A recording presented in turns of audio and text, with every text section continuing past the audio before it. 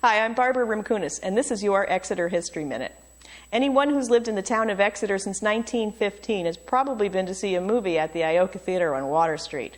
The theater was built by Edward D. Mayer. His original plan was to build a movie theater and a YMCA with a swimming pool, exercise room, and bowling alley.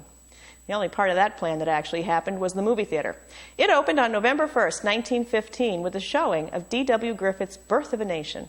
And yes, we know the movie was based on a novel called The Klansman.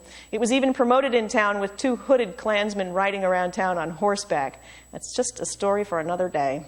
Let's focus just on the Ioka Theater for now, because that story is interesting enough.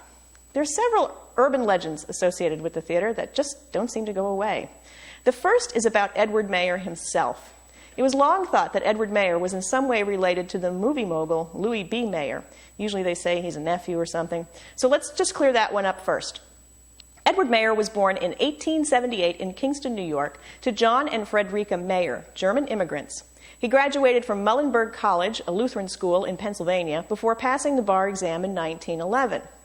Louis B. Mayer, on the other hand, was born Lazar Mayer in 1884 in Minsk, Russia, to Jacob and Sarah Mayer, which makes him 6 years younger than Edward and Jewish, which Edward wasn't. The Mayer family later changed their name to Mayer, but they weren't even in the country until 1908. It is true that Louis B. Mayer was the person responsible for distributing the film Birth of a Nation through the Northeast in 1915, so he may have met Edward Mayer, and maybe they even talked about having the same name, but they weren't related. It is an odd coincidence, though, isn't it? The other urban legend of the Ioka is its name. Mayer went bankrupt a few months after the theater opened and owed money to many creditors. The contractors, the Kelly brothers of Haverhill, Massachusetts, are not mentioned in any of the legal documents of the case. This didn't stop people from saying that Ioka stands for I, O, Kelly, all. The story was so pervasive that later managers of the Ioka even used it in their advertising. But it's not true. The theater was named well before the bankruptcy. The name was announced in the Exeter newsletter on October of 1915, before opening night. According to James Rathbone, who was the theater manager at the time, a contest was held among the employees, and one of the cashiers suggested Ioka, believing it meant Indian playground.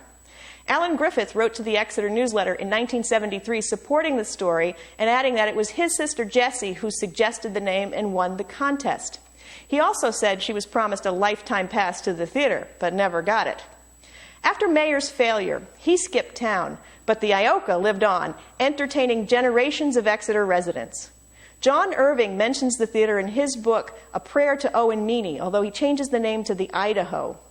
The strangest place we've ever found the story of the Ioka is in Grace Metalius's Peyton Place, where Allison tells the story of I, O, Kelly, all, almost word for word the way it's been told in Exeter, which is a very strange coincidence. For more information on other Exeter landmarks, check our website at www.exeterhistory.org.